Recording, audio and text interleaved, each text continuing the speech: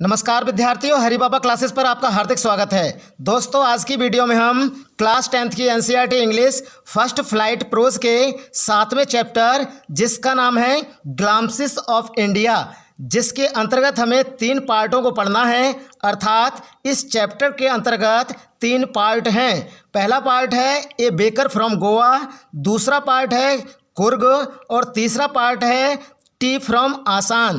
तो आज हम इसके पार्ट फर्स्ट जिसका नाम है ए बेकर फ्रॉम गोवा, इसका जो है एक एक मीन्स का अध्ययन करेंगे। लेकिन चैप्टर में आगे बढ़ने से पहले हम इस चैप्टर का जो है सारांश जान लेते हैं, समरी जान लेते हैं। इसके बाद आपको चैप्टर समझने में काफ़ी आसानी हो जाएगी। देखिए, यह अध्याय गोवा के एक पारंपरिक पाव रोटी बनाने वाले के चरित्र का वर्णन करता है, जिसका आज भी उसके समाज में एक महत्वपूर्ण स्थान है। इस अध्याय में लेखक गोवा के एक सर्वोत्कृष्ट पाव रोटी बनाने वाले का वर्णन करता है कि कैसे उसका आगमन बहुत खुशियां लाता था एवं कैसे वह विभिन्न प्रकार की पाव रोटी बनाता था, कैसे वह महिलाओं का अभिवादन करता था और किस प्रकार पाव रोटी बनाने वाले आज भी अपने पारंपरिक पारिवारिक पेशे को आगे बढ़ा रहे हैं। महत्वपूर्ण अवसरों और त्योहारों के दौरान पकाए गए पारंपरिक केक और पाव रोटी से पता चलता है कि बेकिंग गोवा की संस्कृति का एक महत्वपूर्ण अंग है। तो विद्यार्थियों, इससे पहले के अगर चैप्टर आपने नहीं पढ़े हैं तो चैनल पर मैंने जो है इससे पहले 6 चैप्टर जो है प्रोज के यहाँ तक का सिलेबस जो है मैंने इससे पहले का मैंने सारा सिलेबस जो है चैनल पर डाल दिया है। आप वहाँ जाकर जो है फर्स्ट फ्लाइट नाम की प्लेलिस्ट है, उसमें सारे चैप्टर का आपके लिए हिंदी अनुवाद मिल जाएगा। 7वां चैप्टर आज आपका पढ़ाया जा रहा है। इससे पहले के जितने भी चैप्टर हैं 6 चैप्टर, वो सभी जो है फर्स्ट फ्लाइट नाम की एक प्लेलिस्ट है, उसमें सारे चैप्टरों को इंक्लूड कर लिया गया है। मतलब उनका हिंदी अनुवाद एक एक मीन्स का कर दिया गया है। फर्स्ट फ्लाइट प्लेलिस्ट में ही आपके लिए सारी पोएम्स मिल जाएंगी। मैंने 7 पोएम्स को भी जो है पढ़ाकर चैनल पर अपलोड कर दिया है। तो चलिए आज की वीडियो शुरू करते हैं। तो चलते हैं पहले पैराग्राफ की ओर। तो चलिए पैराग्राफ नंबर 1 देख लीजिए। Our elders are often heard reminiscing nostalgically. कह रहे हैं कि आवर मीन्स हमारे, एल्डर्स का मतलब होता है बड़े या बुजुर्ग, आर मीन्स हैं, ऑफन का मतलब होता है अक्सर या प्रायः, हियर्ड कह रहे हैं कि सुने जा सकते हैं, रेमेंसिंग नॉस्टैल्जिकली का मतलब होता है अतीत के बारे में सप्रेम बात करते हुए, अर्थात पुराने दिनों के बारे में प्रेम से बात करते हुए। तो कह रहे हैं कि हमारे बुजुर्ग अक्सर कह रहे हैं कि अतीत के बारे में सप्रेम बात करते हुए सुने जा सकते हैं, या हमारे बड़े अक्सर प्रायः जो है पुराने दिनों के बारे में प्रेम से बात करते हुए सुने जा सकते हैं। अब कौन से पुराने दिन, कौन सी पुरानी चीज़ें, कौन से पुराने लोग, तो नीचे जो है राइटर आपको डिटेल्स में बता रहा है। तो देखिए, about those good old Portuguese days, कह रहे हैं कि उन अच्छे पुराने पुर्तगालीज दिनों के बारे में बात करते हुए सुने जा सकते हैं ये बुजुर्ग, द पुर्तगालीज, और कह रहे हैं कि पुर्तगालीज लोगों के बारे में बात करते हुए सुने जा सकते हैं ये बुजुर्ग, and their famous loaves of bread, और कह रहे हैं कि उनकी लोकप्रिय या मशहूर पाव रोटी के बारे में बात करते हुए सुने जा सकते हैं ये बुजुर्ग। लोव्स ऑफ ब्रेड का मतलब होता है पाव रोटी, जिसे हम डबल रोटी कहते हैं गांव में, या ब्रेड भी हम कहते हैं। और फेमस का मतलब क्या होता है, लोकप्रिय होता है या प्रसिद्ध होता है या मशहूर भी हम कह सकते हैं। तो देखिए यहाँ से यहाँ तक का राइटर जो है अर्थ क्या कहना चाह रहा है। कह रहे हैं कि हमारे बुजुर्ग अक्सर, कह रहे हैं कि उन अच्छे पुराने पुर्तगालीज दिनों के बारे में, पुर्तगाली लोगों के बारे में और उनकी मशहूर डबल रोटी के बारे में सप्रेम बात करते हुए अक्सर सुने जा सकते हैं। देखिए आगे देखिए, दोज ईटर्स ऑफ लोव्स, कह रहे हैं कि दोज मीन्स वे, ईटर्स का मतलब होता है खाने वाले व्यक्ति, कह रहे हैं कि वे खाने वाले व्यक्ति, ऑफ लोव्स, ऑफ लोव्स का मतलब लोव्स ऑफ ब्रेड, वही पाव रोटी या डबल रोटी, कह रहे हैं कि डबल रोटी खाने वाले वे व्यक्ति माइट है बनिस्ड, बनिस्ड का मतलब होता है लुप्त हो जाना, कह रहे हैं कि डबल रोटी खाने वाले वे व्यक्ति चाहे लुप्त हो गए हों, बट द मेकर्स, कह रहे हैं कि परंतु डबल रोटी बनाने वाले, मेकर्स का मतलब क्या होता है, बनाने वाले, आर स्टिल देयर, कह रहे हैं कि आज भी मौजूद है या अब भी वहाँ पर हैं। कह रहे हैं कि डबल रोटी खाने वाले व्यक्ति चाहे लुप्त हो गए हों, परंतु डबल रोटी बनाने वाले व्यक्ति आज भी मौजूद हैं, आज भी यहाँ पर हैं। गोवा और महाराष्ट्र इन जगहों पर ये फेमस डिश है। वहाँ के लोग जो है काफ़ी ज़्यादा मात्रा में इसके लिए पसंद करते हैं और बहुत ही जो है अच्छी तरीके से इसको खाते हैं। आगे देखिए, we still have amongst us the mixers, कह रहे हैं कि हमारे बीच आज भी सामान को मिलाने वाले, मिक्सर्स का मतलब सामान को मिलाने वाले, एमंगस्ट का मतलब होता है बीच में, द मोल्डर्स, मोल्डर्स होता है सांचे में ढालने वाले, and those who wake the loaves, और कह रहे हैं कि वे डबल रोटी बनाने वाले व्यक्ति, कह रहे हैं कि हमारे बीच आज भी सामान मिलाने वाले, सांचे में ढालने वाले, और कह रहे हैं कि पाव रोटी सेकने वाले अर्थात डबल रोटी बनाने वाले व्यक्ति आज भी मौजूद हैं। आगे देखिए, those age old time tested furnaces still exist, कह रहे हैं कि दोज मीन्स वे, एज ओल्ड का मतलब होता है वर्षों पुरानी, टाइम टेस्टेड का मतलब होता है समय की परखी हुई या समय की जांची हुई, फर्नेसिस का मतलब होता है भट्टियाँ, स्टिल एग्जिट का मतलब होता है आज भी अस्तित्व में है। एग्जिट का मतलब अस्तित्व में होना, मौजूद होना। कह रहे हैं कि वे वर्षों पुरानी समय की परखी हुई भट्टियाँ आज भी मौजूद हैं, आज भी अस्तित्व में हैं। The fire in the furnaces has not yet been extinguished, तो देखिए द फायर मीन्स आग, इन द फर्नेसेस का मतलब होता है भट्टियों की, कह रहे हैं कि भट्टियों में जो आग है या भट्टियों की जो आग है, has not yet been extinguished का मतलब होता है आज तक बुझी नहीं है। एक्सटिंग्विश्ड का मतलब होता है बुझना, आग का बुझना। कह रहे हैं कि जो भट्टियों में आग है वो आज तक बुझी नहीं है। कहने का मतलब ये है भट्टियों की आग जो है आज तक बुझी नहीं है, अर्थात भट्टियाँ जो है आज भी धधक रही हैं, जल रही हैं। वो ऐसा क्यों है? क्योंकि पीढ़ी दर पीढ़ी जो है काम चलता जा रहा है। कहने का मतलब ये है अगर पुराने लोग जो है मर गए हैं या लुप्त हो गए हैं, लेकिन उनके जो आगे के वंशावली है, उनके जो बच्चे हैं, वो इस काम को जो है अच्छी तरीके से आज भी कर रहे हैं। राइटर आपके लिए यही कहना चाह रहा है इस लाइन के अंतर्गत। आगे देखिए, द थर्ड and jingle of the traditional bakers bamboo. The थर्ड का मतलब होता है धम्ब, जो लठ की धम्ब होती है हमारी, वही कह रहे हैं कि द थर्ड मीन्स धम्ब, एंड मीन्स और जिंगल का मतलब होता है झंझनाहट। कह रहे हैं कि धम्म और झंझनाहट of the traditional bakers bamboo. कह रहे हैं कि ऑफ मीन्स की, द ट्रेडिशनल का मतलब होता है पारंपरिक, और बेकर्स का मतलब होता है डबल रोटी बनाने वाले के, और बम्बू का मतलब होता है लठ की या बांस की। कह रहे हैं कि पारंपरिक डबल रोटी बनाने वाले के, बांस की, लठ की, धम्ब और झंझनाहट हेराल्डिंग, कह रहे हैं कि सूचना देती थी हिज अराइवल, कह रहे हैं कि उसके आगमन की, इन द मॉर्निंग, कह रहे हैं कि सुबह में।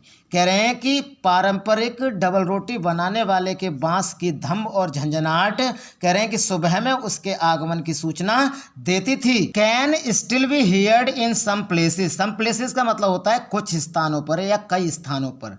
कह रहे हैं कि आज भी जो है कुछ स्थानों पर सुनी जा सकती है।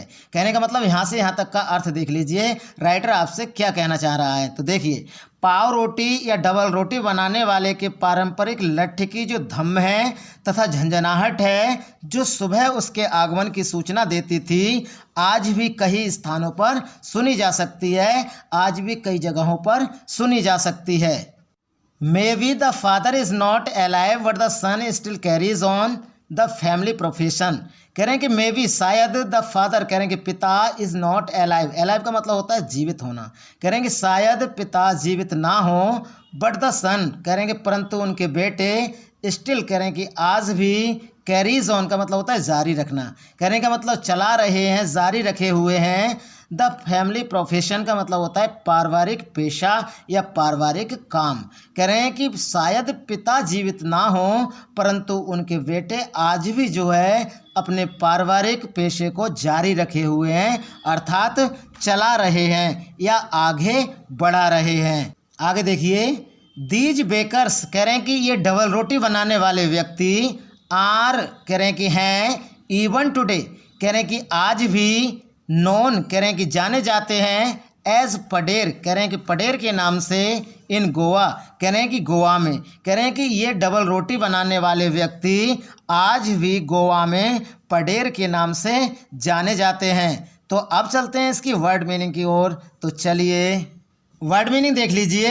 रिमेंसिंग नॉस्टैल्जिकली का मतलब मैंने आपको बताया था सप्रेम अतीत के बारे में सोचना, अर्थात सप्रेम अतीत के बारे में बातें करना, अर्थात पुराने दिनों के बारे में प्रेम से बातें करना, बात एक ही है। हेराल्डिंग, हेराल्डिंग का मतलब होता है ऐलान करना। और वेनिस्ड का मतलब मैंने आपको बताया था गायब या लुप्त होना। मोल्डर्स का मतलब मैंने आपको बताया था सांचे में ढालने वाला। और एक्सटिंग्विश्ड का मतलब मैंने बताया था बुझाना, वही आग बुझाने के लिए ये आता है। थर्ड एंड जिंगल का मतलब मैंने बताया था, थर्ड मतलब धम्म तथा झंझनाहट, और जिंगल का मतलब मैंने आपके लिए झंझनाहट बताया था। अब चलते हैं पैराग्राफ नंबर 2 की ओर। तो चलिए पैराग्राफ नंबर 2 देख लीजिए। During our childhood in Goa, कह रहे हैं कि ड्यूरिंग मतलब दौरान, आवर मीन्स हमारे, चाइल्डहुड का मतलब होता है बचपन, और इन गोवा, गोवा में, कह रहे हैं कि गोवा में हमारे बचपन के दौरान, कह रहे हैं कि द बेकर, कह रहे हैं कि डबल रोटी बनाने वाला व्यक्ति, यूज टू बी, कह रहे हैं कि हुआ करता था, आवर फ्रेंड, कह रहे हैं कि हमारा दोस्त, कह रहे हैं कि गोवा में हमारे बचपन के दौरान डबल रोटी बनाने वाला व्यक्ति हमारा दोस्त हुआ करता था, कंपेनियन, कह रहे हैं कि साथी हुआ करता था, एंड गाइड, और कह रहे हैं कि मार्गदर्शक हुआ करता था। तो देख लीजिए यहाँ से यहाँ तक जो है राइटर क्या कहना चाह रहा है। तो देखिए पूरा यहाँ से यहाँ तक, गोवा में हमारे बचपन के दौरान जो डबल रोटी बनाने वाला व्यक्ति था वो हमारा दोस्त, साथी, मार्गदर्शक हुआ करता था। He used to come, he means वह, यूज टू कम कहने का मतलब आया करता था, एटलीस्ट कह रहे हैं कि कम से कम, ट्वाइस कह रहे हैं कि 2 बार, ए डे कह रहे हैं कि एक दिन में, कह रहे हैं कि वह कम से कम एक दिन में 2 बार आया करता था, या वह कम से कम दिन में 2 बार आया करता था। आगे देखिए। वंस कह रहे हैं कि एक बार, वैन कह रहे हैं कि जब, ही कह रहे हैं कि वह, सेट आउट कह रहे हैं कि बाहर निकलता, इन द मॉर्निंग कह रहे हैं कि सुबह में, कह रहे हैं एक बार जब वह सुबह में बाहर निकलता था, किस पर, ऑन हिज सेलिंग राउंड, कह रहे हैं कि अपनी डबल रोटी बेचने वाली फेरी पर, कह रहे हैं कि एक बार जब वह सुबह में अपनी डबल रोटी बेचने वाली फेरी पर निकलता था, एंड देन अगेन और फिर दोबारा, व्हेन ही रिटर्न कह रहे हैं कि जब वह लौटता था, after emptying his huge basket, मतलब खाली, कह रहे हैं कि अपनी विशाल खाली टोकरी के साथ जब वह वापस लौटता था, तो the jingle third of his bamboo, तो कह रहे हैं कि उसके लठ की जो जिंगल और जो थड़ थी, कहने का मतलब उसके बम्बू की, उसके लठ की जो झंझनाहट और धम्ब थी, वोक अस अप फ्रॉम स्लीप, कह रहे हैं कि जो हमें सुबह नींद से जगा देती थी, कह रहे हैं कि उसके जो लठ की धम और झंझनाहट थी वो हमें उठा देती थी, and we ran to meet, और कह रहे हैं कि हम उससे मिलने के लिए दौड़ पड़ते थे, एंड ग्रीट हिम, और उसका अभिवादन करने के लिए, स्वागत करने के लिए दौड़ पड़ते थे। वाई वाज इट सो, इसका मतलब है ऐसा क्यों था, कौन सी चीज़, हम उससे मिलने के लिए दौड़ पड़ते थे और उसका अभिवादन करते थे। Was it for the love of the loaf, क्या ये जो था डबल रोटी के प्रति प्रेम की वजह से था, उससे हमारा मिलना या उसका अभिवादन करना। नॉट एट ऑल, बिल्कुल नहीं। द लोव्स वर बॉट, कह रहे हैं कि जो लोव्स थी, डबल रोटियां थी, वर बॉट कह रहे हैं कि खरीदी जाती थी, बाय सम पास्किन और वास्टिन, कह रहे हैं कि पास्किन नाम की और वास्टिन नाम की, कह रहे हैं कि द मेड सर्वेंट, कह रहे हैं कि नौकरानी के द्वारा, ऑफ द हाउस कह रहे हैं कि घर की, कह रहे हैं कि जो डबल रोटियां थी वो घर की नौकरानी पास्किन या वास्टिन नाम की जो थी नौकरानी, उसके द्वारा खरीदी जाती थी। ऐसा नहीं था कि हम डबल रोटी के प्रति प्रेम की वजह से उससे जो है मिलने के लिए दौड़ पड़ते थे या उसका अभिवादन करते थे। ये तो ऐसा था कि हमारे जो घर की नौकरानी थी पास्किन या वास्टिन नाम की, वो जो है इन डबल रोटियों को खरीदती थी। आगे देखिए, समझ में आ गया होगा आपके। भाट बिलोंग्ड, भाट बी लॉन्ग्ड का मतलब होता है जिनकी हम चाह रखते थे। For were those bread bangles, वे पाव चूड़ियाँ थीं। कह रहे हैं कि जिनकी हम चाह रखते थे वो पाव चूड़ियाँ थीं। बैंगल्स का मतलब चूड़ी होना होता है।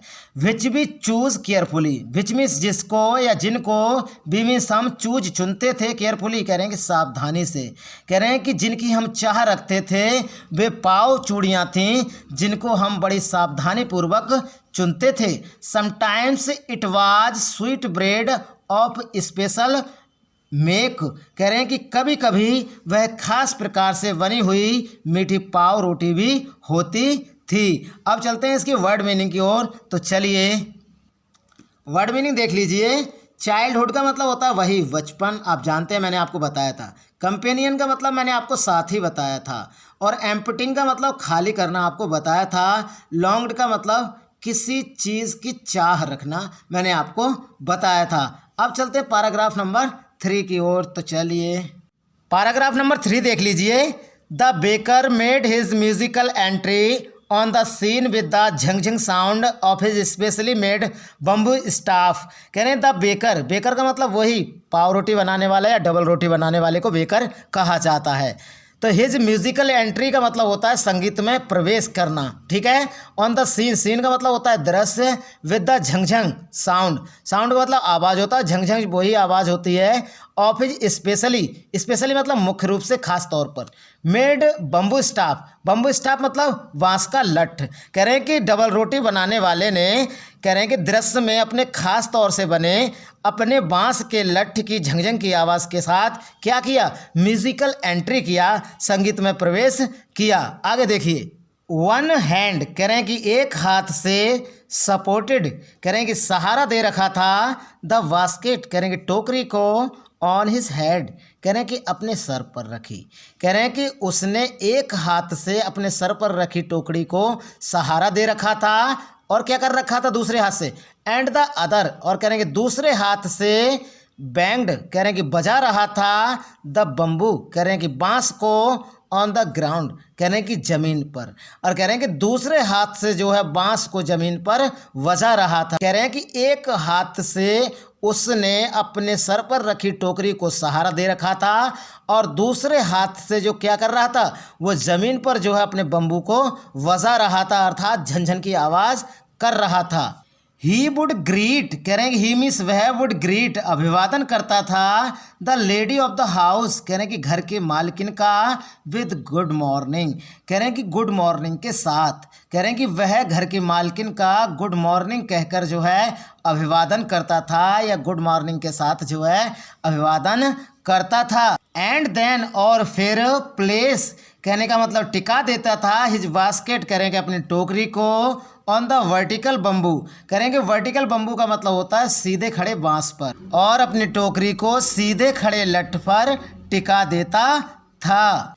बी किड्स, कह रहे हैं कि हम बच्चों को, वुड बी पुश्ड असाइड, कह रहे हैं कि एक और धक्का दे दिया जाता था, धक्का देकर हटा दिया जाता था। विद ए मिल्ड रिब्यूक का मतलब होता है हल्की फटकार के साथ, कह रहे हैं कि हम बच्चों को हल्की फटकार के साथ एक और धक्का दे दिया जाता था या एक और धकेल दिया जाता था। एंड द लोब्स, और कह रहे हैं कि double roti, would be delivered, कह रहे हैं कि भेज दी जाती थी, डिलीवर्ड कर दी जाती थी, टू द सर्वेंट, कह रहे हैं कि नौकर के लिए, और डबल रोटी जो है नौकर के लिए भेज दी जाती थी। बट भी वुड नॉट गिव अप का मतलब होता है पर हम हार नहीं मानते थे, परंतु हमने हार नहीं मानी थी।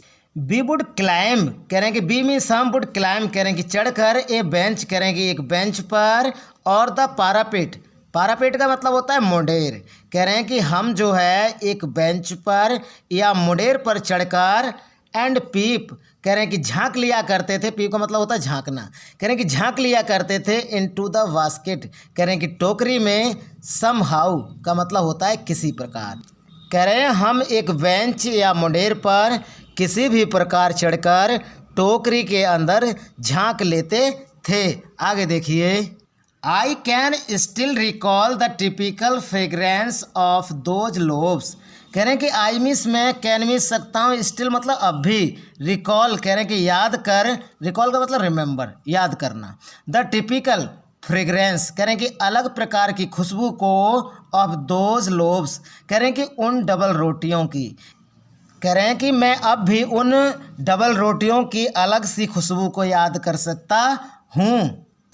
लोब्स फॉर द इल्डर्स, लोब्स का मतलब क्या होता है, डबल रोटियां, वही पाव रोटी, कह रहे हैं कि पाव रोटी जो है बड़ों के लिए, and the bangles for the children, और चूड़ियां बच्चों के लिए। तो चूड़ियों का मतलब ये है कि जो छोटी छोटी गोल डबल रोटी होती थी वो बच्चों के लिए दी जाती थी, और बड़ी जो है बड़े लोगों के लिए, बुजुर्गों को दी जाती थी जो बड़े बूढ़े होते थे।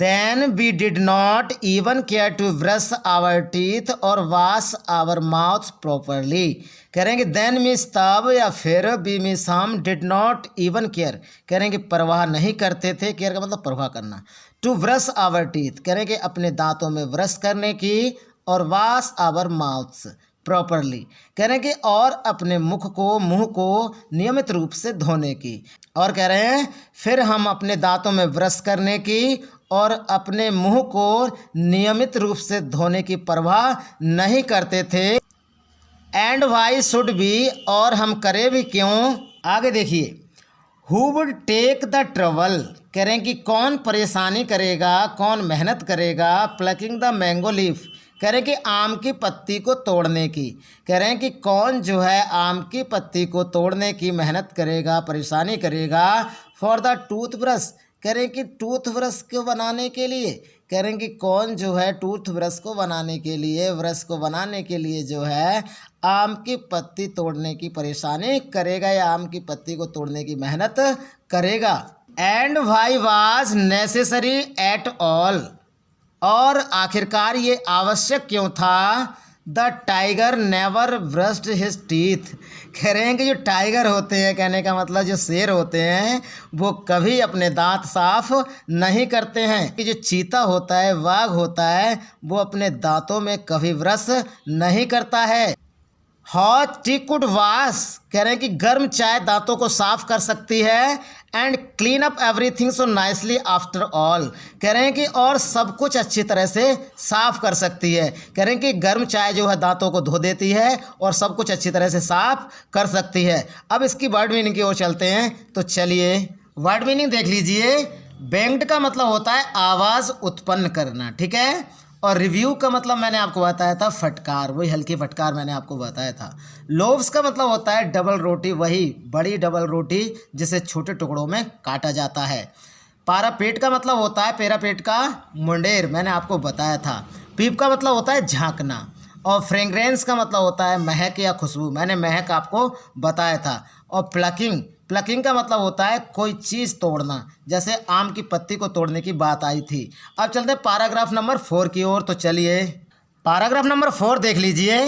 मैरिज गिफ्ट्स आर मीनिंगलेस कह रहे हैं मैरिज मतलब शादी के विवाह के, गिफ्ट्स का मतलब होता है उपहार, कह रहे हैं कि जो शादी के विवाह के उपहार हैं, आर मीनिंगलेस वो मीनिंगलेस है, अर्थहीन है। मीनिंगलेस का मतलब क्या होता है, अर्थहीन।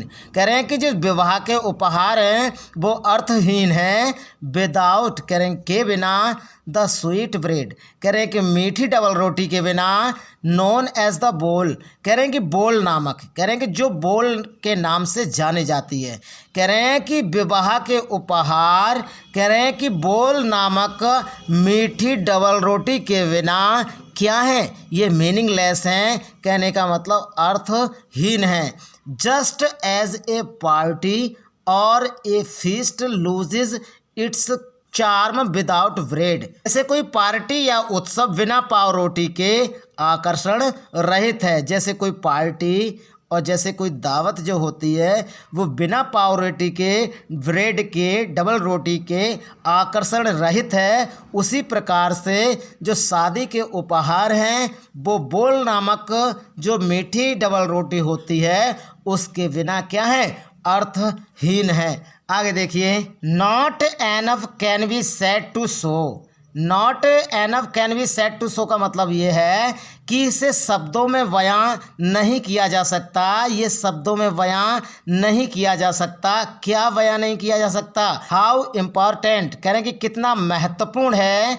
ए बेकर, कह रहे हैं कि एक डबल रोटी बनाने वाला, can be for a village, कह रहे हैं कि एक गांव के लिए हो सकता है।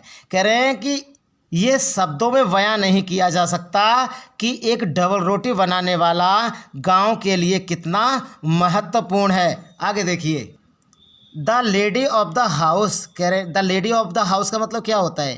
कह रहे हैं कि घर की मालकिन मस्ट प्रिपेयर सैंडविचेस, कह रहे हैं कि सैंडविचेस बनाना, कह रहे हैं कि अनिवार्य है। ऑन द ओकेशन, ओकेशन का मतलब होता है अवसर, कह रहे हैं कि अवसर पर ऑफ हर डॉटर्स इंगेजमेंट, कह रहे हैं कि अपनी पुत्री की सगाई के अवसर पर, कह रहे हैं कि घर की मालकिन के लिए अपनी बेटी की सगाई के अवसर पर सैंडविच बनाना अनिवार्य है। केक्स एंड बोलिनहास are must for Christmas as well as other festivals, कह रहे हैं कि केक और बोलिहांस क्रिसमस एवं अन्य त्योहारों के लिए आवश्यक हैं। 10, कह रहे हैं कि इस प्रकार the presence of the baker's furnace in the village is absolutely essential, कह रहे हैं कि इस प्रकार गांव में बेकर की भट्टी का होना अत्यंत आवश्यक है। तो यहाँ पर देख रहे हैं कि फर्नेस का मतलब क्या है? भट्टी है, और बेकर्स मतलब वही डबल रोटी बनाने वाली की, और इन द ब्लेज मतलब गांव में। एब्सोल्यूटली का मतलब क्या होता है? अत्यंत, और एसेंशियल का मतलब क्या होता है? इम्पोर्टेंट, कहने का मतलब आवश्यक है, नेसेसरी है, कहने का मतलब महत्वपूर्ण है। कह रहे हैं कि इस प्रकार गांव में डबल रोटी बनाने वाले की भट्टी का होना क्या है? अत्यंत आवश्यक है। अब चलते हैं इसकी वर्ड मीनिंग की ओर। तो चलिए मीनिंग देख लीजिए। मीनिंगलेस का मतलब मैंने बताया था व्यर्थ, मतलब अर्थहीन। चार्म का मतलब मैंने आपको बताया था आकर्षण, और ओकेजन का मतलब मैंने अवसर आपको बताया था। प्रेजेंस का मतलब मौजूदगी, उपस्थिति मैंने आपको बताया था। और एब्सोल्यूटली का मतलब पूर्ण रूप से आपको बताया था। एसेंशियल का मतलब आवश्यक मैंने आपको बताया था। और फीस्ट का मतलब वही शानदार आयोजन, दावत, वही। इम्पॉर्टेंट का मतलब मैंने आपके लिए महत्वपूर्ण बताया था। प्रिपेयर का मतलब तैयार करना, बनाना। इंगेजमेंट का मतलब वही सगाई। और फर्नेस का मतलब क्या होता है? भट्टी होता है। अब चलते हैं पैराग्राफ नंबर 5 की ओर। तो चलिए पैराग्राफ नंबर 5 देख लीजिए। द बेकर, द बेकर का मतलब होता है पाव रोटी बनाने वाला या डबल रोटी बनाने वाला।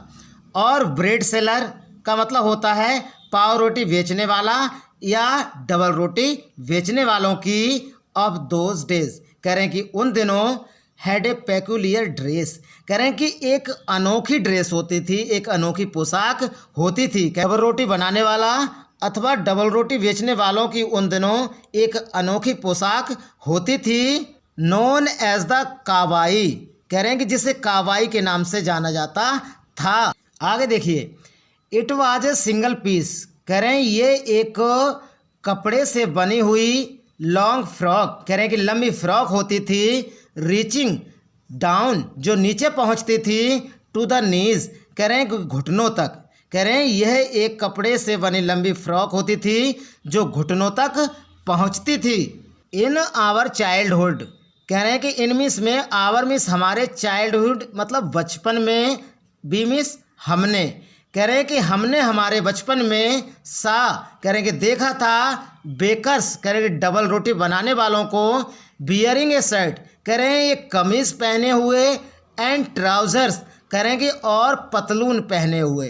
कह रहे हैं कि हमने हमारे बचपन में डबल रोटी बनाने वालों को एक कमीज और जो है एक पतलून पहने हुए देखा था। Which were shorter than full length ones and longer than half pants, जो पूरी लंबाई वाली पतलून से छोटी पर हाफ पैंट से थोड़ी लंबी होती थी। Even today anyone who wears a half pant which reaches just below the knees invites the comment that he is dressed like a padeer। Even today, कह रहे हैं कि यहाँ तक कि आज भी, anyone who wears a half pant, कह रहे हैं कि जो कोई भी हाफ पैंट पहनता है। Which reaches just below the knees, कह रहे हैं कि जो घुटनों से नीचे तक जाती है। इनवाइट्स द कमेंट, कह रहे हैं कि वो टिप्पणी करने के लिए आमंत्रण दे ही देता है। कमेंट का मतलब क्या होता है? टिप्पणी करना। और इनवाइट का मतलब क्या होता है? आमंत्रित करना। कहने का मतलब ये है कि वह इस टिप्पणी को आमंत्रण दे ही देता है। That he is dress like a पडेर, कि वह एक पडेर की तरह तैयार हुआ है, या वह एक पडेर की तरह ड्रेस पहने हुए है, पोशाक पहने हुए है।